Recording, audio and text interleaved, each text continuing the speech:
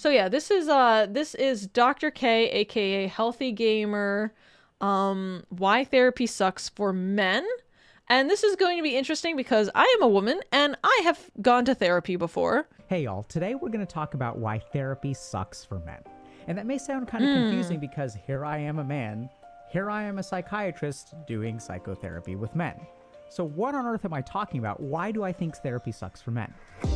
I feel like he would be the guy who would understand why therapy would suck for men, right? In my experience as a psychiatrist, I do actually believe that there are systemic biases that make it hard for men to engage in therapy. And today we're going to... Like, oh, you're like, if you go to therapy, like if you're a man, people are like, oh, what's wrong with you? You go to therapy? Men aren't supposed to do that. Talk a little bit about what those systemic factors are, how we can understand them, and even how to overcome some of those factors and move towards more emotional health. He's got like this is such a good like structure. If you're ready to take the next step on your mental health, this is an ad for his services, which I used. I used the Healthy Gamer services because they used to be free for Twitch partners. Journey, check out Dr. K's guide. It's an immersive resource that I'm going to let this play through. Over 20 years of my experience laid out in a way that is tailored to your needs. So if you're ready to better understand your mind, I didn't do this part. And take this didn't control exist when I used check out it, but the link in the description below. So we have to yeah, they just have coaching as well. Start by understanding where this idea that talk therapy is the gold standard for treating mental illness comes from. So what we really need to understand is that the majority of patients in the history of psychotherapy have been women. About 60 to 70% of patients today who engage in psychotherapy are women. That's so interesting. I took the world's most basic psychological research methods course in college, and you learn about these things called confounding factors in research, and like having your demographics not match the demographics that you're applying it to is like bad. Like you can't say all men when you're only like sampling men from the United States kind of thing, but you couldn't say all people if you're only sampling women usually. So the other thing is that about 60 to 70% of therapists today maybe there's just a lack of info. So I think what happened early on in that's interesting or psychotherapy is that the majority of people we were helping were women. And so when me as a doctor, you could say all men of your sex is enough. True. Look at 10 of my patients and I see, okay, so it looks like talking to people about their feelings on average is the most successful thing that I can do. But even though that's factually correct, I may not be taking into account that 7 out of those 10 people are women. And maybe the people who are getting helped the most with talk therapy or talking about their emotions are actually women. And it's not just me that says this. If you actually look at the American Psychological Association's guidance for working with boys and men, they sort of point out a systemic bias in the way that we diagnose men and women. So maybe talk therapy isn't the best way of treating. I'm interested in the diagnosis differences. And that's a lot of the diagnoses that women get, like depression and anxiety, which, by the way, women are about 2 to 3 times as likely to be diagnosed with that stuff. A lot of those diagnoses have to do with feelings and being able to articulate stuff. So, okay. Feelings, feeling depressed, and articulating it, which is like explaining how you feel. Very interesting. For example, major depressive disorder involves feeling sad when you're depressed, right? Makes sense. And that a lot of men are actually diagnosed with what we call externalizing disorders. Things like addictions or sociopathy or antisocial personality disorder. Okay. So not depression, not something you feel? So these are disorders that involve behaviors. So I think they're sort of cluing us in on a really important idea, which is that when men feel something, they act on it as opposed to articulate it or talk about it.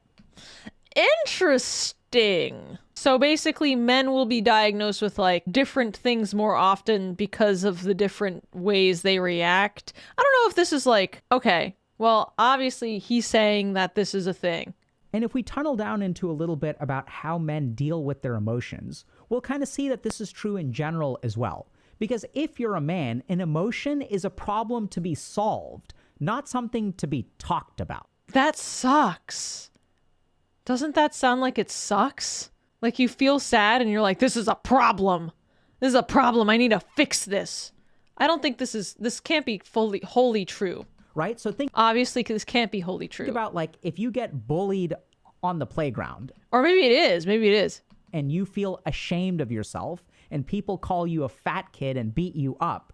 That isn't something you talk about. In fact, if you go and cry to mommy or cry to the teacher, you're actually treated worse. You're taught that articulating problems and talking to people is cause for punishment. If anyone did anything to the men in my life, I would see red. Like, why? Like, I'm crazy. I'm a crazy person. Like, that would make me crazy. I would feel terrible if they were treated worse for that. Instead, what you're supposed to do if you're a man is fix the problem. Oh, it's true for the vast majority of your friends. Interesting. Kind of as you can see. Right? So if kids make fun of me for being fat, I'm supposed to lose weight, get ripped, learn martial arts, and the next time they talk, I'm going to teach them who's boss. I see. And so if you sort of think about it, the solution to an internal feeling ashamed, is to take an action and change the circumstances that make me feel that way. This is so interesting because it's too on the nose for me because I'm like, well, I literally lost 90 pounds when I was 15 for almost this exact same stuff. So I'm like, is this a man thing? But I'm like, all I have is like me it was too close to something exactly that I did. If I'm feeling ashamed because I don't have a job and I don't have any money, what should I do about that? Should I go cry to mommy about how I don't have a job or don't have money? Should I cry to my girlfriend about how I'm broke all the time? No. If you're a man, you need to man the fuck up, go out there, get a job, and start making money. Yeah. I do see the expectations being more like you can't really... Yeah, I guess men... one thing I will say, it's not cute when men don't have their shit together. So I feel like men like have to have like at least the illusion of having their shit together a little bit more. Like you don't have a manic pixie girl like stereotype for men. Feeling bad in here as a man, what we're taught is you're supposed to go fix the problem out there. And this also manifests probably in what I just said is probably like reluctance garbage to engage in couples counseling. So oftentimes, if you're in a relationship, and I'm assuming a heteronormative relationship for a second, trying to be cute, trying to be enough. Your wife Gotcha. or your girlfriend says, "Hey, I think we need to go see a counselor." Oftentimes, men will be reluctant to engage in that. And if you actually look at the research for why men are reluctant, what you discover is it's not that they're trying to put their head in the sand or they're avoiding a problem or anything like that. They actually feel outgunned in therapy. They feel like when they go to a couples counselor, my partner is so much better at understanding and articulating their feelings that they can sort of make their case better than I can. Oh, it's like bringing the situation to like her realm kind of, and you're going to be ganged up on. And when the therapist tries talking to me, like I just say, I don't know a lot, or I'm not sure. Like, I don't know how to, someone's asking me to play basketball, but I don't know how to dribble. And so what men actually feel like in couples counseling is that they don't know how to effectively communicate. So imagine... Well, that's a good skill to have. That there's challenging a legless man in soccer. I don't think this is a fair thing to say that men are like completely incapable of articulate. That's not what he's saying, but he's saying that it's harder for men. That being said, I think we should keep in mind that men are capable of communicating what they say, and it's probably a little bit of practice. In a situation where you're like going communicating into what they feel, saying what they feel. Court of law, and there's a judge there, and your wife makes her case, right? She says, "Hey, Alok is neglectful. He doesn't appreciate me. I do so much for him, and I know he works hard, but he's really short with me sometimes, and it really hurts, and I feel really underappreciated." And then as a man, how do I respond to this? I don't speak the language of emotions. Judge એવું નથી તમને સમજણ નથી પડતી આ બેન દારૂ બહુ પીએ છે પછી મને લાફો મારે આ Speaks a દારૂ different બહુ language. પીએ છે પણ પછી એ મને લાફો મારે તો મારાથી એને લાફો ન મરાય યાર પછી હું શું કરું. It doesn't And so reach. as a dude, you're like, you don't know how to communicate in the way that therapists the like. Hindi. So men literally feel outgunned to engage in things like couples therapy. This sucks. I kind of get it though. Oftentimes when I feel like I'm going to lose at something, I won't even try unless it's like imperative. And that's because we as men communicate our emotions So I can't really in blame a it. different way. So my favorite Okay, example of how men okay. communicate differently is the negative expression of a positive affection. So when we like someone and we're proud of one of our homies or our bros, we don't say that to them, right? In fact, what we do is we kind of dog them about it. You punch them on the back and you're like, hey, dickwad. If my friend has been single for a while after a bad breakup and starts dating someone else, and I feel really proud and good about that, I don't say, hey, friend, I'm really proud of you. And I'm proud that you've been able to find someone who sees the lovable qualities within you that I see. I'm proud that you found someone who treats you the way that I think you deserve to be treated, who loves you for who you are in the way that I love you for who you are. I would be embarrassed if anyone said this to me. That being said, I would really respect anybody who could communicate like this, girl or boy. That being said, I can't really imagine. I feel like men culture doesn't really let this happen. In the history of humanity, I do not think that sequence of words has ever been spoken by a single man. That's not what we say. What do? We say, bruh, GG, noob. You're whipped. I guess we'll never see you again. And we're smiling the whole time. We're not like, why don't you text me anymore? I know you haven't been texting me. I feel hurt. Instead, what we do is we actually dog on this guy, right? We're like, we call him whipped and we call him a whoop. What does whipped mean? Yeah. You hit him on the back and you're like, yeah. Us, and we call him, like, we say all these Well, all I know is that, like, I guess what I see in games and movies. things. Right? Like, oh, where's the apron strings? We'll say all this like misogynistic crap, but the whole time we're like expressing appreciation and smiling at him. So men have this negative expression of a positive affection. When we feel good about something, we can't just say that, right? Because that's not what we were taught. We can't just fucking say it. Insult the I don't person want to that we're say it. proud of. That's not how psychotherapy works. Right? So if this is It's my so mode of funny, though. communication, I go see my therapist and my therapist is proud of me. They don't say, hey, fucker, you got a job. You suck. I guess you're not going to be coming to therapy anymore because you ain't got this time because you got all this work to do. Oh, shit. That's not what your therapist says. In fact, we're trained to say the opposite. So the way that we're trained to speak in therapy is, first of all, don't speak very much, right? Don't solve problems. Just sit there and listen and ask this person lots of questions that they're going to say, I don't know to. How do you feel about that? How does that make you feel? I don't know. Well, how does that make you feel? I don't know. I guess I don't understand the why of the not knowing.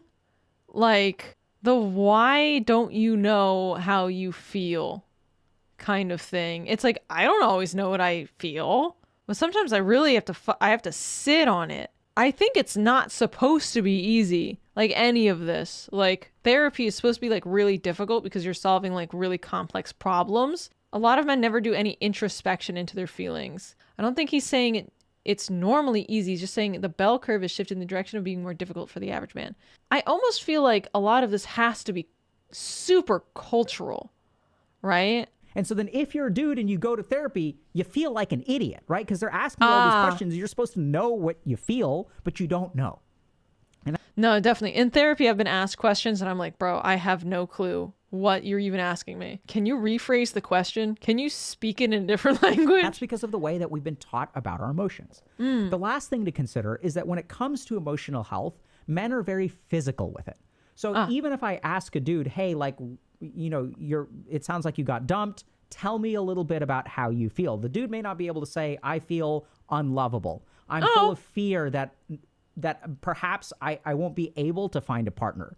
I'm afraid that I'm fundamentally broken in some way that precludes me and maybe destines me to be alone for the rest of my life. That's not what dudes say. What dudes Jesus Christ say is, it felt like she ripped my heart out. It felt like she stomped on my balls. And if you say that as a dude, the other dudes will know exactly what you mean, right? Like, we all know, like, oh man, like, oh, it's not just ripped your heart out, it's also a stomp on the balls. I felt that, man. The last time that sucks. No. I got dumped, I found out my partner was cheating on me. Felt like she kicked me in the nuts, dude. I know exactly how you feel. That's how we It talk. felt We're bad, very basically. physical in nature. The other thing is, if you talk to men about who support each other, right? And they say, if you get dumped, what's the first thing you should do? Hit the gym, baby. And that's where we may assume that this relates to confidence, that if you start working out, you get buff, and you look at yourself in the mirror and you're like, I'm so sexy. For me, I've been exercising a ton, and it's because my brain just fucking shuts off. But we don't even acknowledge for a moment that there may be a physiological aspect to improve your mood. And one of the biggest mistakes that I think we've made in the field of psychotherapy is that we've separated out the mind from the body. Whereas if you look at modern science, we know that anxiety is not just an emotion. It's not just in your everything. mind. That emotions have physical ramifications. That it does make you feel good. Anxiety Yeah, can induce it really diarrhea and change the rate of your peristalsis. Anxiety activates Not my your sympathetic peristalsis. nervous system and reduces blood flow to places like your stomach and increases blood flow to other parts of your body. Yeah, anxiety definitely affects every part of your body. So we Panic know that attacks. emotions are actually very physiological in nature. So why is it as a society that we've kind of gotten on this track of one or simply the other. talking about them? And I've only had one panic attack in my life, and that shit sucked. For people who have that regularly, I can't imagine how debilitating that instead is. of acting physically. And a lot of the men that I've worked with, I've sort of noticed that this physical component is way more important than the talking component, at least compared to the women that I've worked with. Just to give you all a simple example, I find that the men in my office need hugs way more than the women. Now, there are a lot of complications to that. There's a That's so gender sweet. dynamic, right, between me and the woman, where maybe the woman doesn't feel as comfortable to hug me. I see. Maybe I don't feel as comfortable to hug the woman. So I'm not saying that that's like a statement Bro of fact. hugs. But what I've noticed is that like hugging men, the patients in my office who are dudes, leads to like a lot more emotional healing and sometimes tears and all this kind of stuff and like more dick jokes after we're done. Right? So there's something very physical about the way that men deal with their emotions. And so Slap on the back, side hug. You hang in there, buddy, kind of if we stuff. assume all of this is true, what does this mean for you as a dude? So I know this sounds kind of weird, but the first thing that I'd recommend is that you actually seek psychotherapy if you're struggling in some way. And that may sound weird because you said, Dr. K, there's a systemic doesn't bias. work. Yeah, but it's still the best evidence-based treatment that we have for dealing with mental illness. So it's just maybe it's the best we have, but it might be a little bit better for women because it's just biased because most of the sample sizes were women, and talking itself is more something that could possibly assist women, where men just need yeah, exactly. You just need to kiss your homies a little bit more. I don't know, guys. Come on. Get together. Medication is just as good, by the way. And another thing we need to keep in mind is that there are randomized controlled trials on many types of psychotherapy, which Also, this is like he states a lot of things as fact, but I don't want to I don't want to in my head inflate the like extent to which these differences exist, right? Like, even if it's just a little bit tendency, a hug is better for a guy and a little bit more helpful for a girl. Like, I don't think we want to be focusing too much on differences. This video is all about differences, but we don't want to like get too hung up on that. show that they are equally effective for men and women. So it's not like psychotherapy works. It's just that if you're engaging in psychotherapy as a man, there may be a couple of things that we can arm you with to really make that psychotherapy really worthwhile. Oh, see? The first recommendation that I have is that you see at least 3 psychotherapists, or at least you see at least 3 before you give up on therapy. If you love the first one, then stick with them. And so a lot of psychotherapy is about fit, and it may just be hard to find someone who's able to communicate with you in a way that is helpful. I had a friend who was like super depressed. I mean, had like crazy depression where it was like, oh my God, I feel so bad. I feel so like, I feel so bad because I wish you could get help. And every time I recommended therapy to them, they'd say, oh, I gave that a try. And it's so tough because you're like, yeah, but like you didn't give it another shot when you didn't like the person. Like literally I didn't like the person came up so much. And I'm like, well, why would you like leave your mental health to your first impression of this random stranger? So a couple of things that I would recommend, some language that you can use if you go to psychotherapy. Ooh. So the first is just simply let your therapist know, hey, I'm not really aware of what I feel all the time, and I'm not very good at articulating my feelings.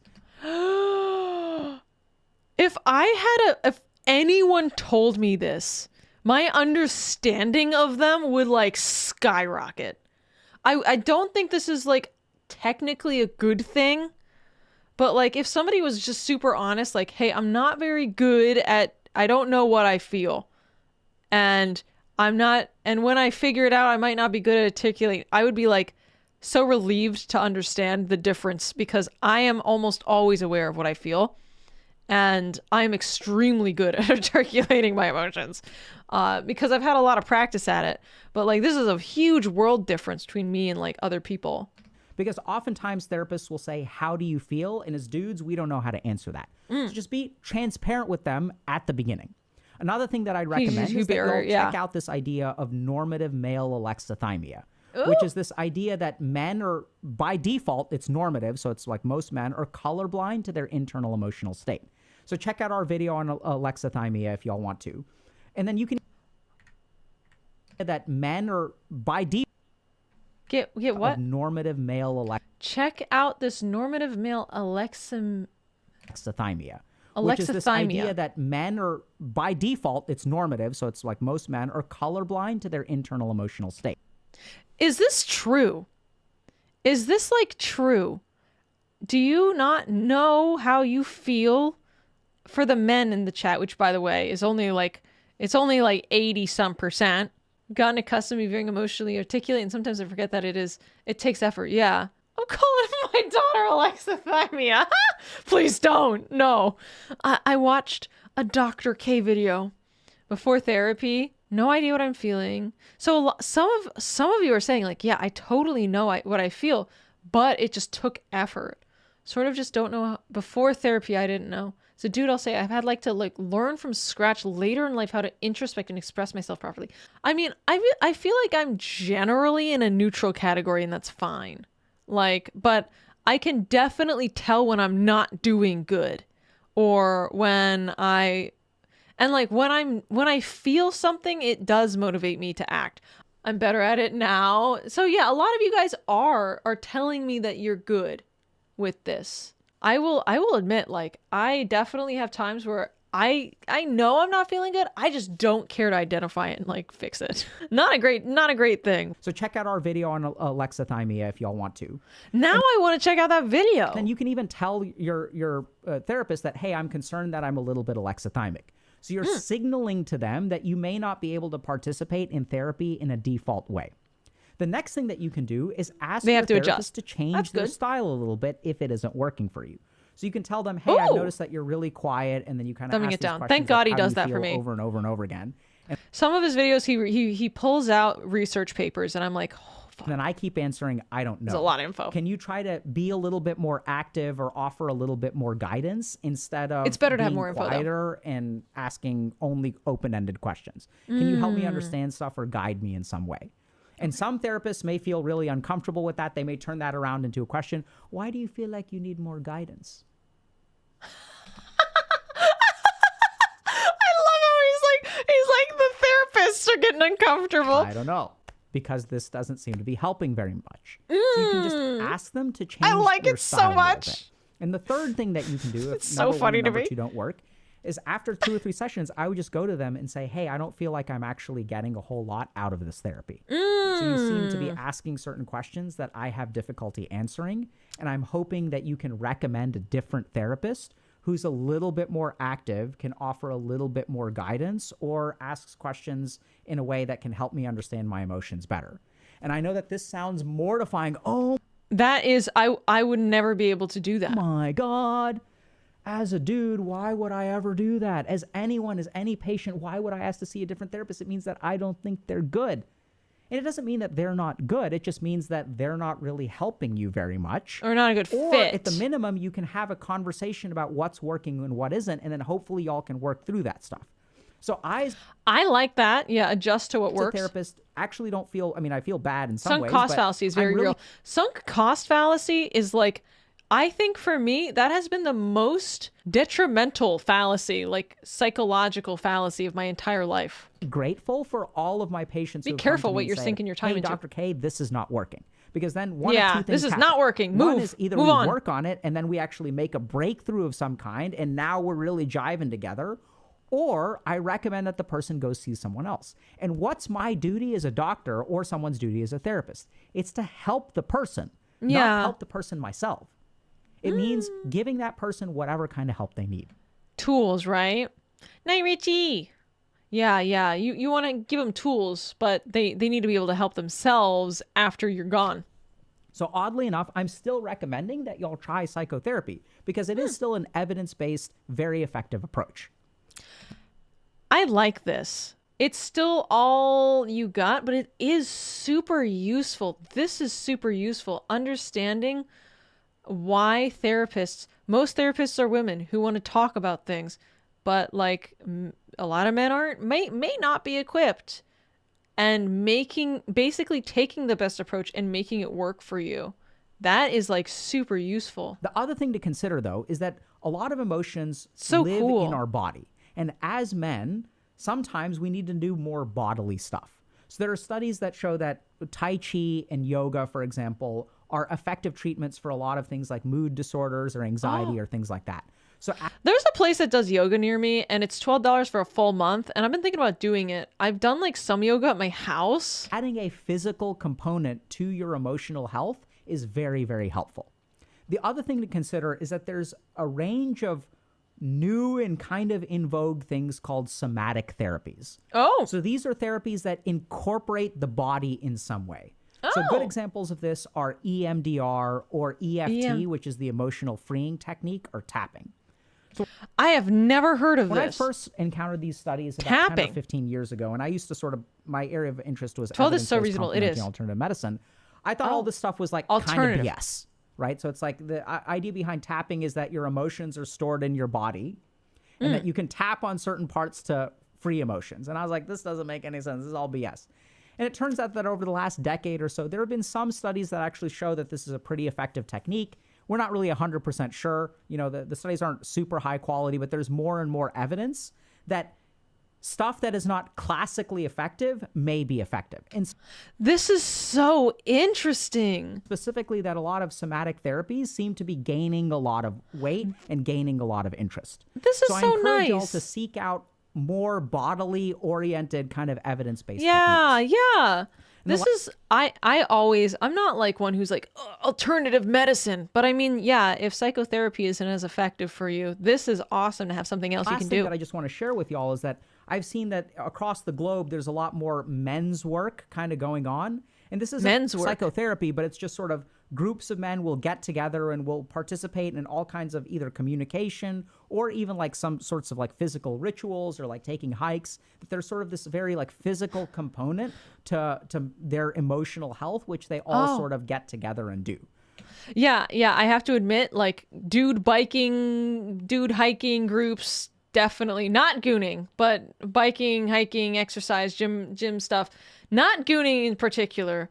Yeah, I can agree that does seem to be more popular. So I can't speak to specific not things the gooning like that. thing, though. I'm just sort of pointing that out as a trend. Actually, I feel like the gooning thing might be bad. I know it sounds kind of weird, but I do think that therapy sucks for men for a lot of reasons. It could be. No, some of that has to do with the way that really we're raised. Some of that has to do with the way that psychotherapy was developed. I asked every man. And so as men, we really need to think a little bit about how can I become emotionally healthy. So I definitely give therapy a shot, but go in with some of these disclaimers in mind. Go in understanding that you may not be perfectly suited to this, that you're stepping onto the basketball court, but you don't necessarily know how to dribble.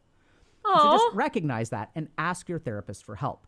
And the second thing to consider is that especially as men, a lot of our emotions live in our bodies. We may need to leverage our bodies or do some kind of bodily work to really help us achieve emotional health. This is crazy. The focus on the physicality was like very, very interesting to me. I'm not gonna lie, I totally understand it. Like moving and getting up, and I was just talking at the beginning of the stream how I'm like in the best shape I've been in like forever. So yeah, this is and it's the exercise has put my brain in like a good spot. So I think that's for everybody, but maybe it's interesting to hear that it might be more so for dudes. I will say it's focused on the differences, but he does still say psychotherapy is the best for men and women.